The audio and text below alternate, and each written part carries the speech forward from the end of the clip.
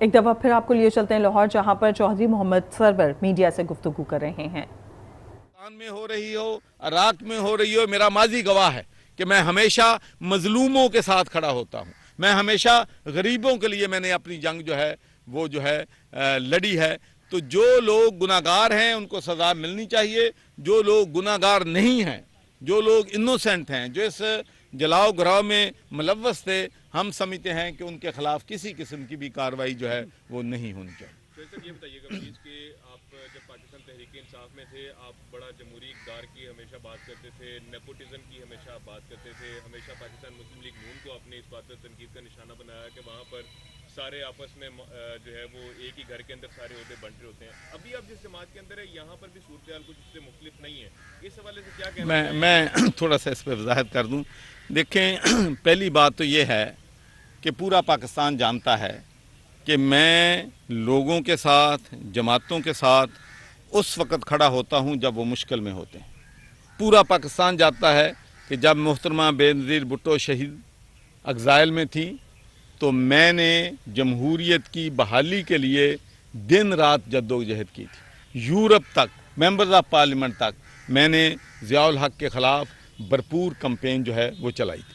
اس کے بعد میاں نواز شریف صاحب اور شہباز شریف صاحب جب ڈیفیکلٹی میں تھے تو میں نے ان کا بھی، حالانکہ جنرل مشرف صاحب بہت مضبوط کینڈیڈیٹ تھے، تو جب مارشل اللہ آیا تھا تو میں ریکویسٹ کر کے سب سے پہلے نواز شریف صاحب کو اسلام آباد میں ملا تھا، جبکہ میرا پہلا آدمی تھا جو ان سے ملا۔ تو اس کے بعد مشرف، اس کے بعد اقتدار میں آئے۔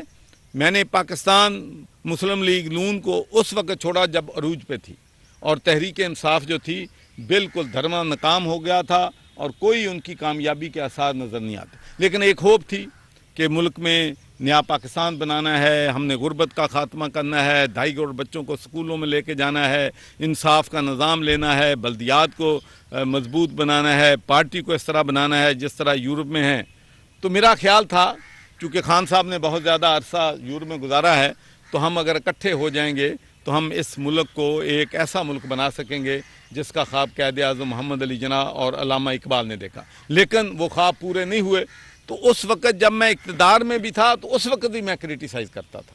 پھر میں نے یہ جماعت بھی اس وقت چھوڑی جب پیک پہ تھی، اور چودھری شجاع حسین صاحب کے ساتھ میں اس وقت شامل ہوا ہوں جب 10 ایم پی اے ان کو چھوڑ کے جا چکے تھے، پرویز علائی چھوڑ کے جا چکے تھے، کامل آغا چھوڑ کے جا چکے تھے۔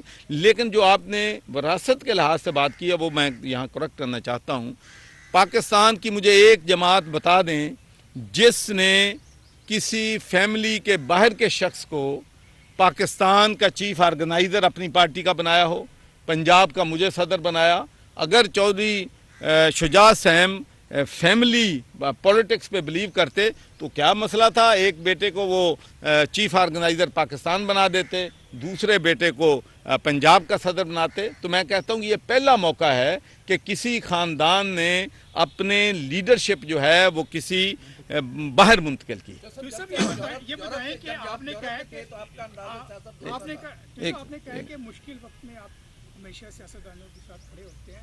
عمران خان بھی کافی مشکل میں آ چکے ہیں، لوگ ان کا ساتھ چھوڑے ہیں، سیاست پہ سوالیہ نشان لگے، تو کیا آپ ان کو سپورٹ کریں گے؟ ان کو آپ دیکھیں، میں تو سب سے پہلے کہا ہے کہ لوگ کہتے ہیں کہ جی ان کی پارٹی پہ پابندی لگائے۔ میں پہلا پولیٹیشین ہوں جس نے کہا ہے کہ کسی بھی سیاسی جماعت جو ہے اس پہ پابندی جو ہے وہ نہیں لگنی چاہیے۔ میں تو برٹش نیشنل پارٹی جس نے میرے مقابلے میں الیکشن لڑا تھا، جو کہتی تھی کہ تمام جو پاکستانی ہیں ان کے کاروبار پہ قبضے کر لینے چاہیے اور ان کو ملک سے باہر نکالنا چاہیے، بلکہ برٹش نیشنل پارٹی میں یہ بھی لکھا تھا کہ کل آل دی مسلم اور سٹارٹ ود محمد سرور۔ تو اس کے باوجود میں نے ان پہ پابندی کی حمایت نہیں کی تھی۔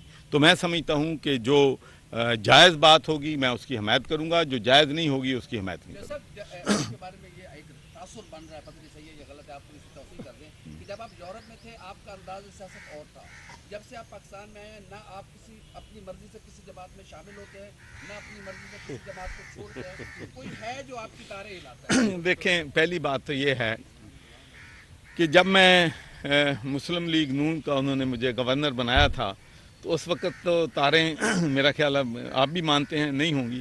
اس کے بعد میں نے نون کو چھوڑا۔ میں آپ کو بالکل بڑے یقین اور وثوق سے کہتا ہوں کہ कि मुझे किसी ने नून को छोड़ने के लिए नहीं कहा था। और अब आप बात कर लें तहरीक इंसाफ की, ये भी मैं बता दूं कि जब मेरा कोई ना कोई इख्तलाफ होता था तो जो क्या उनको कई नाम हैं, मैं उनको क्या एस्टेब्लिशमेंट चलो कह दूं, वो कहते हैं हमने तो इनको 5 साल और देने, आप क्या बातें कर रहे हैं। तो इसलिए मैं अपनी मर्जी अपनी खुद करता हूं, अपने फैसले खुद करता हूं। मेरा 2 हरफी और बिल्कुल सादा सा सवाल होगा, नहीं कॉम्प्लिकेटेड भी कर लो। इसका जवाब भी इसी तरह देंगे।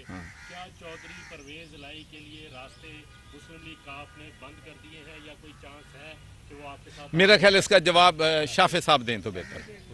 जी मेरा ख्याल देखो फैमिली में नहीं इंटरफियर करना चाहिए। ख़ानदानी तौर पर जो आपका सवाल है ना, मैं समझता हूँ कि ख़ानदानी तौर पर अगर वो आना चाहें तो मोस्ट वेलकम, मगर जहाँ सियासी बात है अगर वो छोड़ते हैं, डिसाइड करते हैं कि पीटीआई छोड़नी है, तो बेहतर यही है कि उनके लिए कि वो अपनी एक अलहदा सेपरेट जमात बनाएं, वो ज़्यादा बेहतर होगा। सरवर साहब ये फरमाइएगा कि बेहतर तो यही है। बड़े दौरे भी किए पेशावर के भी, जी तनवीर अलियास को आप लेके आए, चौधरी साहब से मिलवाया, वो आपके हाथ भी नहीं आए, आज वो जहांगीर देखिए जी बात ये मैं है, किसी सियासी पार्टी पर पाबंदी लगाने के हक में नहीं हूं, मैं किसी भी दबाव में नहीं आता, अपने फैसले खुद करता हूं, ऐसा कहना था काफ लीग के रहनुमा चौधरी सरवर का, जो कि मीडिया से गुफ्तगू कर रहे हैं।